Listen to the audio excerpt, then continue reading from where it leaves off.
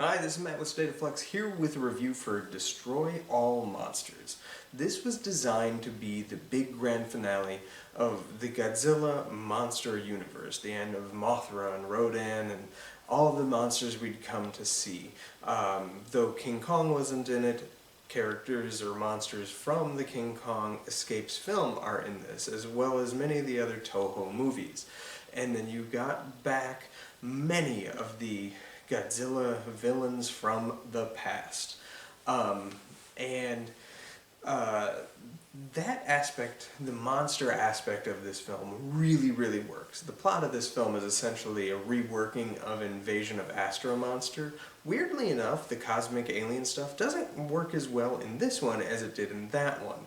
The plot is pretty similar. You have aliens who've invaded and are secretly mind-controlling the monsters to attack. This is the first time we've seen Godzilla as a true villain since about the 5th Godzilla movie, and even then he was sort of a soft villain, so really the 4th Godzilla movie. This had Godzilla turn against Japan. He destroys New York, he destroys Tokyo, and many of the other monsters are going around destroying Paris and London and other major areas. Russia gets attacked. Many of the countries, the monsters are attacking the Earth, and then it turns out it's an alien force at hand. The human-alien element of the story is pretty weak comparatively. This is a film that takes place in the then distant future of 1999, according to the American release, or the late 90s, according to the Japanese release. And one of the things I kind of liked is they showed you elements of futuristic-looking society, but they didn't make it look super weird like you got in Invasion of Astro Monster, even though that was a contemporary film and not a futuristic one. There's a little more grounded elements to the future of 1999, yeah, what really works and is worth talking about here is the monster stuff. The monster stuff delivers. When the monsters are attacking, they're a force to be reckoned with, and when they're battling each other, it's pretty exciting. And that's something that I really liked. I liked the look of the Godzilla suit in this one. I condemned the suit from Son of Godzilla. It looks a lot better here.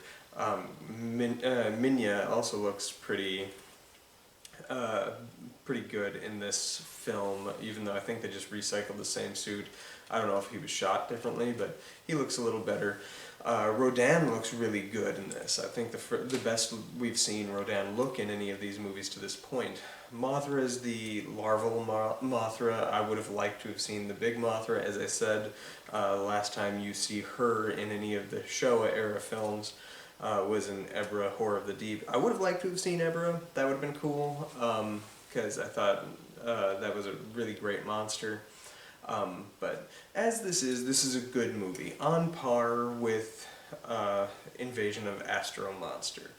The stuff that I liked best about this movie was the worst parts of Invasion of Astro Monster, and the parts I liked best of Invasion of Astro Monster is the worst parts of this. So I feel like there's a world where we could intercut these two movies and marry them to make an almost perfect movie.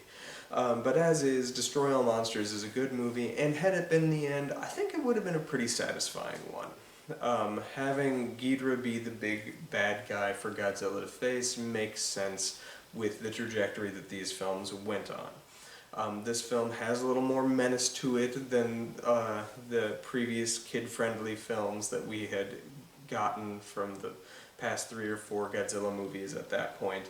This one still has kid-friendly elements, but it is mainly a monster movie, and a big epic one at that. I mostly like this movie. I'm going to give it a positive review. As I say, if this had been the ending, it would have been a serviceable conclusion.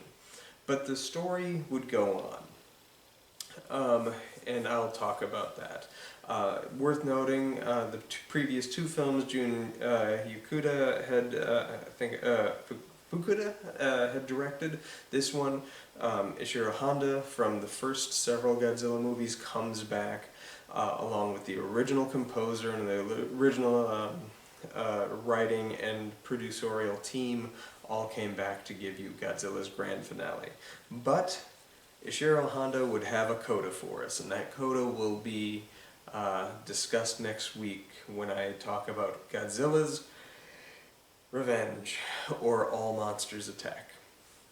But until next time, let me know, do you like this better than Invasion of Astro Monster, or do you like that one better?